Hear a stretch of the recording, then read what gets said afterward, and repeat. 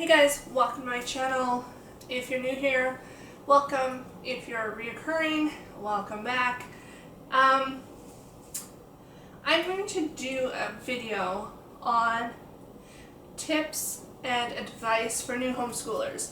I have been doing a series of videos geared towards new homeschoolers. I'm a secular homeschooling mom of 2, and I've been doing this for about 6 years. And yeah, so I just want to give you guys some encouragement and just love on you guys right now, because it's hard. It's a hard time and it's a hard decision. And I'm just going to kind of wing this. If you see me looking down and taking notes, it's because I have notes and I'm taking notes and I'm doing this on the fly. So, I know how hard it is. I know how hard it is to come to the decision to homeschool. And if you didn't come to this decision and it's being forced on you because of the crazy time we're living in, then still, good on you. Like, know what you're doing is still amazing and it's so appreciated. Even though your kids are probably running around complaining they're hungry, it's still, they're going to remember this. They're going to remember this time. They're going to remember the time when the world stopped and they were stuck at mom's side at the dining table trying to read. Like, they will remember this, guaranteed. Now, how they remember that, is entirely up to just life, just how this whole thing pans out. So, my tips before I get into too much sappiness. New homeschooling tips and advice. So, I don't know if it's a tip or an advice, but I'm going to say, if after all this is over and all this is said and done and you decide to homeschool still, you're going to have to fight. And what I mean by that is people are going to judge you. And that's how it is. People are ignorant and people don't know. And I'm getting the feeling that after this, people are going to be like, oh, I know what it's like to be a homeschooler. I homeschooled for 2 months, or I homeschooled for 6 months. And yes, that's a taste of it. But it's completely different than what's being forced on people now. It is hard enough to homeschool when it's something you want to do. It's hard enough to homeschool when you feel this is your passion and your calling. It's a completely other thing to homeschool because it's forced on you. So both situations are completely just, and they're adequate, and there's nothing wrong with either of them. But it's not the same. It's during homeschooling and during this time, even for all the time homeschoolers, people who've been doing it for years, it's still different. We don't have the resources. We can't go to libraries for books. We can't go to the park. We can't go to co-ops or go to guitar lessons or soccer. It's completely different. So know that if you're wanting to homeschool, it's going to get different. It's going to change again. At some point, hopefully soon, things are going to open up again. Libraries are going to open up. Swimming lessons are going to come back. Co-ops are going to come back if that's what you're into. Nobody says you have to do a co-op. So there's always going to be those people who are like, oh, you're homeschooling. I don't know how many times people have judged me for homeschooling, who have tried to call me down for homeschooling, who assumed that I have some radical life view because I'm a homeschooler. People think I'm either part of a cult or uneducated myself, or I just want to say I have about 8 different certificates and diplomas. I'm not going to get into what they are. But, I mean, yeah. My husband, he runs his own business, a very successful business. He, graduated with honors from both college and university and high school. So, and I'm not saying you have to homeschool. You can be, whatever the heck you are. You can be a hairdresser. You can be, I don't know, a dropout. You can be whatever you want. But people will always have views on what a typical homeschooler are. I have had people quiz my child, random strangers try to quiz my child about maths, like quizzes, randomly. Oh, you homeschool? Okay, what's 5 times 5? What's, ridiculous things. And I'm like, excuse me. But you don't see people going around quizzing public school children. Oh, you public school? Well, what's 3 times 9? You're going to get weird stuff happening. You're going to get people who might get mad at you for having kids in the store during the day. I have had people quiz me and my kids or drill us, why aren't you at school today? And it's like 10 in the morning and we're at the grocery store, so it might happen.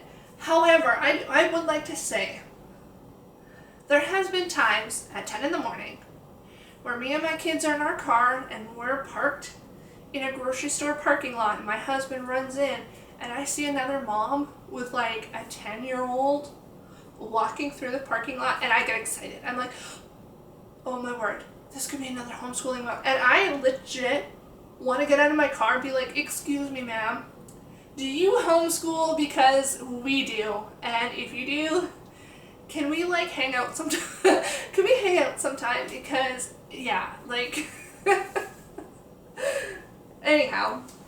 Yeah, so that's I don't know, not a tip, but advice, is you're going to get people who get too involved, strangers even, and I've had family members who have fought with me that are like, oh, there's good schools in your, I know, I'm not homeschooling because I hate schools.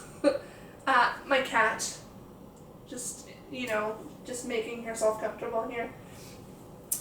I'm not homeschooling because I hate teachers. I'm not homeschooling because I hate schools. That's not why, and people will assume that. People will assume, well, the only reason you're homeschooling is because you obviously don't like the education system from where you are. So, just a heads up. A tip. Now, with all that going on, I'm going to give you something that's kind of contradicting. Relax. The first 2 years of homeschooling, I was so uptight. I was so worried that I wasn't teaching properly, that I wasn't teaching the right things, that I wasn't socializing enough, that I wasn't. And there were nights, and I am not the only homeschooling mom, there was nights where I was literally in tears in bed talking to my husband, like, are we doing the right thing? Should we be putting our kid in public school? Should we hire tutors? Should we do this? Should we do that? And it's not uncommon. And it just shows if you hit those walls where you're unsure or not confident, or maybe something happened. Maybe you have that family member that was drilling you about homeschooling and you didn't have the answers. And you start doubting yourself. It's common. It's normal. It just goes to show you love and care for your child and you want what's best for them. And Maybe you put your kid back in public school. Maybe you don't. Who knows? But it's normal to have those, and just try to relax and know every homeschooling mom goes through this. Every homeschooling mom has moments of doubt. Usually for me, it's when we're finishing up the school, and usually the last few weeks of school is hard. Weather's getting nice, the kids are getting antsy, we just want to be outside playing and going to the beach. Not this year, but normally. So I have that moment where I'm online putting things in my shopping cart for next year, and I'm like, do I want to do this? Do I really want to do this? And I always sit down with my husband, and every year we assess, is this what's right for our family? Is this what's right for our kids? Do we want to do this? Can we financially do this? And is there anything in our way from doing this? And luckily for us, we've always gone through with it, and at the end of the year we've never regretted doing it, ever. So just try to relax and stay calm, and know that you having an active role in your kids' education and being there with them is so important, and they will remember those days. Oh, I don't know if you can hear banging outside. It's my kids. Other tips and advice. Let me think on this. So, don't feel pressured to shop.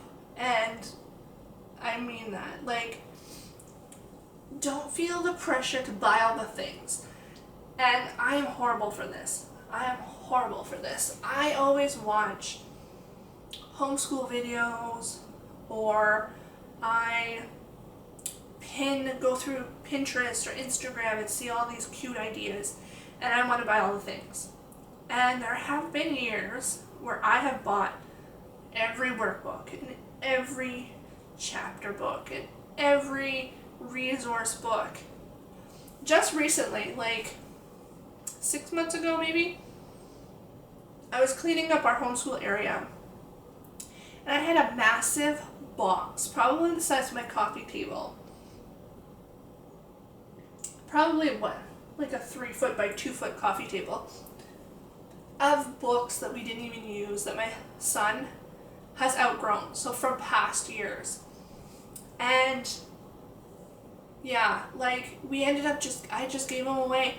I went on our homeschooling Facebook group, and I said, like, if anybody is new at homeschooling, or anybody is really, strapped for cash this year and needs some help with homeschooling books, hit me up.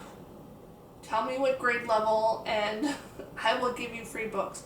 We had so many free books, but there was a time when I was so paranoid that I wasn't teaching my kid enough that I was buying all the books. And we never got to them, or we never needed them, or we never used them.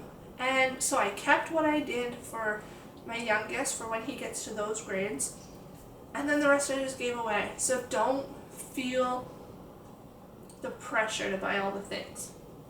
The other thing is, don't feel the co-op pressure.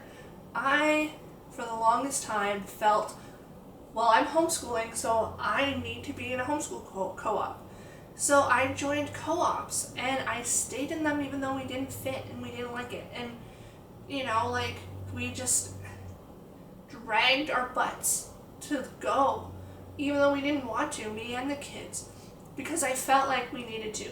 I felt like we needed to do 3 co-ops a week to get our kids socializing and to get out there and to be a real homeschooler. I gotta join co-ops. You don't have to unless you want to.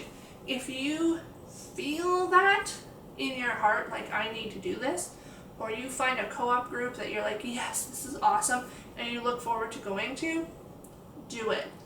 But don't do it just because you think you have to because you're homeschooling. And don't feel bad if you want to and you can't find a homeschool group. You can't find... I have been doing this 6 years, and about 80% of the people that I have come in contact with homeschool differently than I do. So I'm a secular, eclectic homeschooler. Now, a lot of them are very religious homeschoolers. And I'm not saying there's anything wrong with that, but I just don't fit into that clique. That's just... So I went to these groups, and I found in our area, most of them went to the same churches, and most of them would sit there and talk about what happened at church, other people in church, about Bible class, and not necessarily what the class was, like what the co-op was. And I felt really left out because I didn't know these people. I wasn't at Bible camp. I didn't do these things. So I felt left out. And then we stopped going to those. And instead of doing co-ops, we just did like evening and weekend things. So we did like sports and swimming and game nights. What else did we do? Play dates. So there's other ways. If you're just using co-op as socialization for your child, there's other ways of doing it.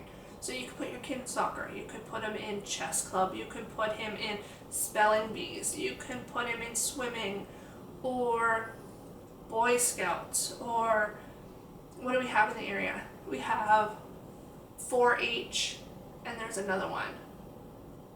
I can't remember what it is. Anyway, you can put them in groups like that. You can set up play groups. We did for a little while, there's an indoor like playground not far from us that I found if we went on the same time on weekends, there would be the same group of moms there with kids my son's age. So I eventually kind of got in with those moms, and I would sit with them and have coffee and talk for like an hour while the kids, burned off energy. But there's other ways to connect with other moms and have your kid connect with other kids. So don't feel that pressure. What else can I advise?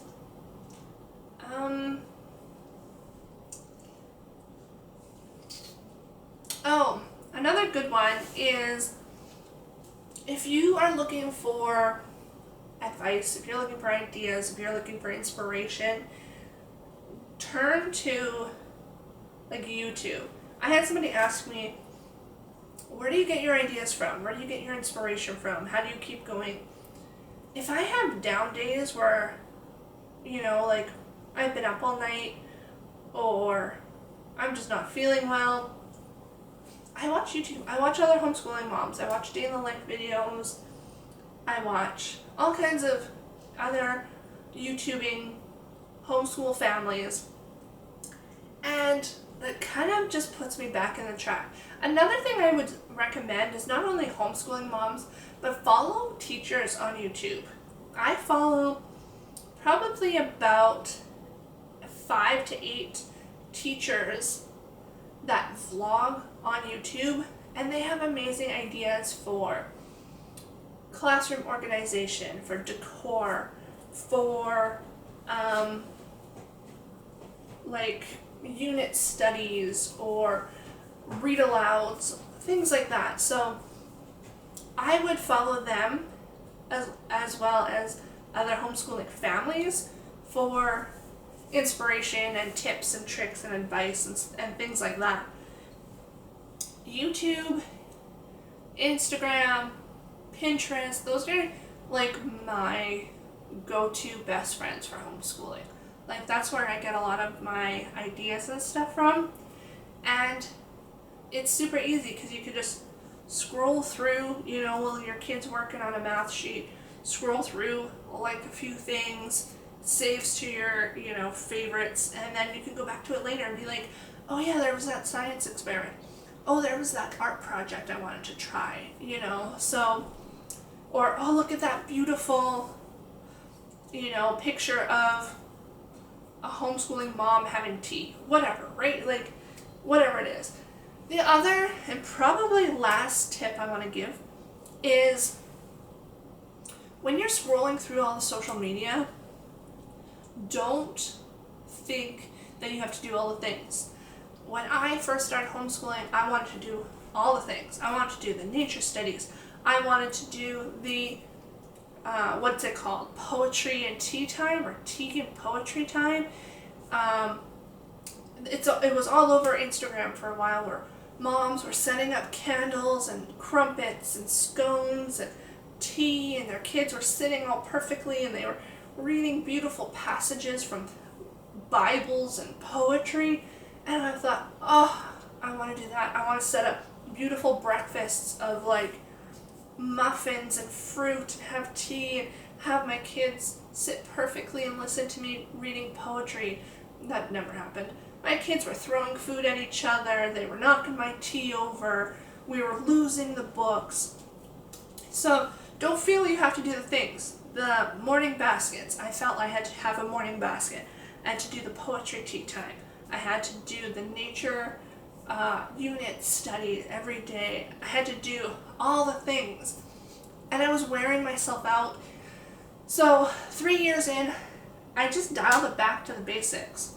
So for a whole year we did math. We did the 4 basics. We did math, language arts, science, and social studies. And then we did like language arts, of course, would be spelling and writing and reading.